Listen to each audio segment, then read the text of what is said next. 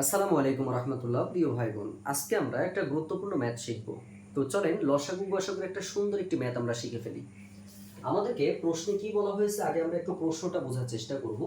বলছে যে কোনো ক্ষুদ্রতম সংখ্যাকে 2, 3, 5, 6 দ্বারা ভাগ করলে প্রতি ক্ষেত্রে 1 অবশিষ্ট থাকে।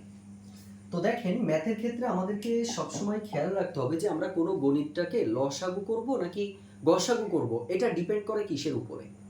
এটা ডিপেন্ড করবে কিছু শব্দের উপরে। যেমন লসাগু বের করতে বললে আপনি ছোট সংখ্যা বা ক্ষুদ্রতম বা লঘিষ্ঠ বা ঘন্টা বা বর্গাকার ছাত্র সংখ্যা এই টাইপের কোনো জিনিস যদি কোনো গণিতের মধ্যে থাকে তাহলে সেই ম্যাথটি আমাদের লসাগু করতে হয়।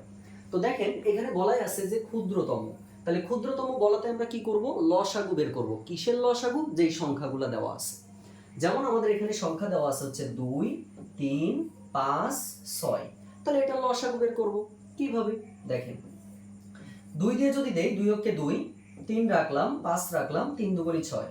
আবার যদি এটাকে আমরা 3 দিয়ে দেই তাহলে 1, 3 অক্ষে 3, 5, 3 অক্ষে 3।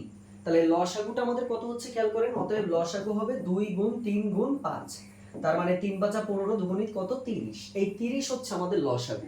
খেয়াল করেন কোনো গণিতের মধ্যে যদি আমাদের যোগ করার কথা বলে বিয়োগ করতে হবে, যদি বিয়োগ করার কথা বলে যোগ করতে হবে, আর অবশিষ্ট শব্দটি যদি থাকে শেষে যে আমরা যোগ করে দিব ওই মানটি।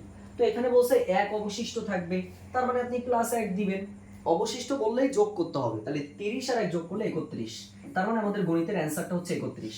কেউ যদি মনে করে ভাই আমি এটা অপশন দিয়ে দেখতে চাই, অবশ্যই দেখেন আপনি 31 কে যদি 2 দিয়ে ভাগ করেন 15 দুগুণে 30, 1 কি অবশিষ্ট থাকছে।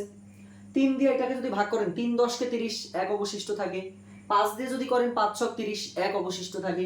6 দিয়ে করলে 5 ছক 30, 1 অবশিষ্ট থাকে। তার মানে এই সংখ্যাগুলো দিয়ে যখন আপনি ভাগ করতেছেন তখন আপনি দেখতে পাচ্ছেন যে আমাদের অবশিষ্ট সবসময় 1 আছে। তো সবাই যদি ম্যাথটি সুন্দর করে বুঝে থাকেন একটু আমাকে কমেন্টসে জানাবেন যে ভাই একদম ক্লিয়ার ভাবে বুঝছি। ধন্যবাদ সবাইকে। আসসালামু আলাইকুম ওয়া রাহমাতুল্লাহ।